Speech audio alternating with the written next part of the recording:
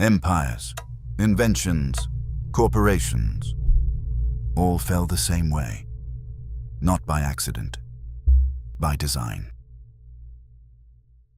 Gosplan measured success in tons, not in use, and that single decision, made in 1928, guaranteed that Soviet factories would spend the next 6 decades producing things nobody could use. The evidence for this does not require speculation. It requires arithmetic. In 1928, a small group of economists and engineers inside the newly formed State Planning Committee sat down to solve one specific problem. The Soviet Union needed to industrialize fast, without the price signals capitalist economies used to balance supply and demand. Stanislav Strumilin and his colleagues at Gosplan did not have market prices to tell them what a ton of steel was worth relative to a ton of bread. So they built something else. They built a system where the state simply declared what should be made, in what quantity, by what date. A factory received a target. The target was a number. The number was almost always a physical unit. Tons, meters, gross count. Hit the number, survive.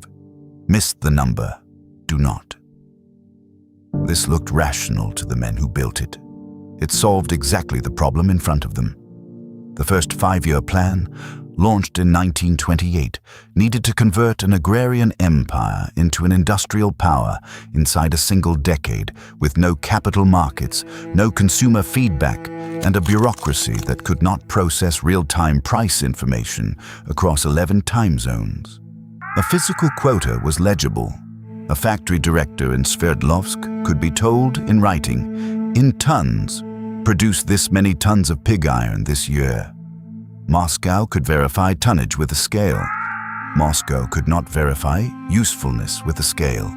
So usefulness was never asked for. That is the mechanism, not ideology, not laziness, a measurement choice. By the early 1930s, Gosplan's targets covered nearly every major category of Soviet output: coal, timber, textiles, machine tools, consumer goods, and nearly all of them were expressed the same way. Gross physical output, or gross value of output calculated from weight and volume.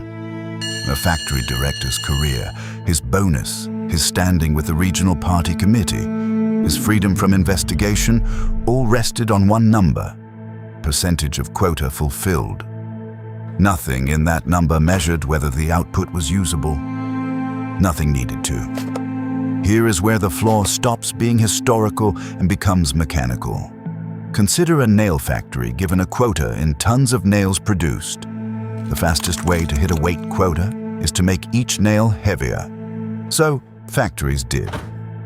Standard construction nails, the kind needed by the ton for actual building work, were slow and inefficient to produce at scale relative to fewer, larger, heavier nails. Reports from the 1930s and again in the 1960s describe warehouses full of oversized nails no construction site could use, sitting next to a persistent nationwide shortage of the small nails builders actually needed. The factory hit its quota. The quota was the goal, the nails were not. Textile plants ran the same arithmetic in a different unit. Cloth quotas were often set in meters. A mill could hit its meterage target faster by weaving cloth more densely and heavily per meter, using more raw thread than necessary, producing stiff, overweight fabric that technically satisfied the length requirement while consuming more material and satisfying no tailor. Glass factories, manufacturing under weight-based quotas for sheet glass, produced thicker, heavier panes. More weight per unit, less usable glass per ton of raw material, more tonnage reported to Moscow. None of these were sabotage. Each was the correct, rational, incentive-maximizing choice available to a factory director operating inside the only feedback loop the system gave him. And that is the absence worth naming precisely. There was no price mechanism translating scarcity into signal. There was no return channel from a shop floor in Irkutsk to a planning desk in Moscow saying this product is not what is needed. There was no penalty structure for producing the wrong thing in large, technically compliant quantities. There was only one penalty, falling short of the number. so the entire apparatus optimized against a single axis. Quantity reported, while the axis that mattered, usability matched to downstream demand, had no instrument measuring it at all. Subscribe to see the next collapse that was designed in, not just discovered. For roughly 3 decades, this flaw was invisible even to the men running the system. 3 separate conditions did the hiding. The first was war. Soviet mobilization for the Second World War from 1941 onward needed exactly what gross tonnage quotas were good at producing: enormous quantities of tanks, shells, and steel, where raw volume genuinely was closer to the actual goal. A T-34 built slightly heavier or slightly rougher than an optimized design still killed the enemy tank next to it. Wartime output logic and quota math logic briefly pointed in the same direction. The flaw did not disappear. It simply was not costing anything visible yet. The second condition was resource abundance. The Soviet Union sat on immense reserves of timber, coal, iron ore, and later oil. When a factory wasted material producing oversized, overweight, or low-utility goods, the waste was absorbable because there was always more raw material behind it. Inefficiency has a cost. For 3 decades, the Soviet Union had enough raw material to pay that cost without appearing to notice. The third condition is the one Soviet economists themselves eventually named directly: TUFTA, falsified reporting. Factory directors under pressure to show full quota completion adjusted the numbers sent upward.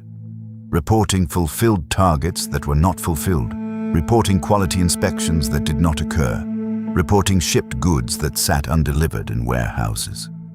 Regional planning officials, under their own pressure to show their district hitting Gosplan's regional targets, had every incentive to accept those numbers without auditing them. The falsification did not happen at one level. It compounded at every level between the factory floor and the Kremlin, which meant that by the time output data reached the top of Gosplan, the gap between reported production and usable production had been laundered through 5 or 6 layers of bureaucratic self-interest, each one adding distortion, none of them equipped to correct it. The war ended. The resource cushion did not last forever. The falsification did not stop compounding.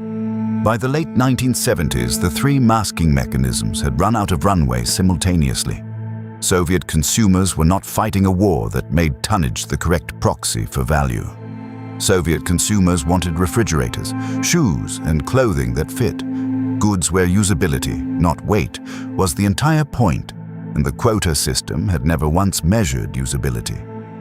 Queues became a permanent feature of Soviet retail life. Shelves stocked with technically quota-compliant goods sat next to empty space where the actually demanded goods should have been.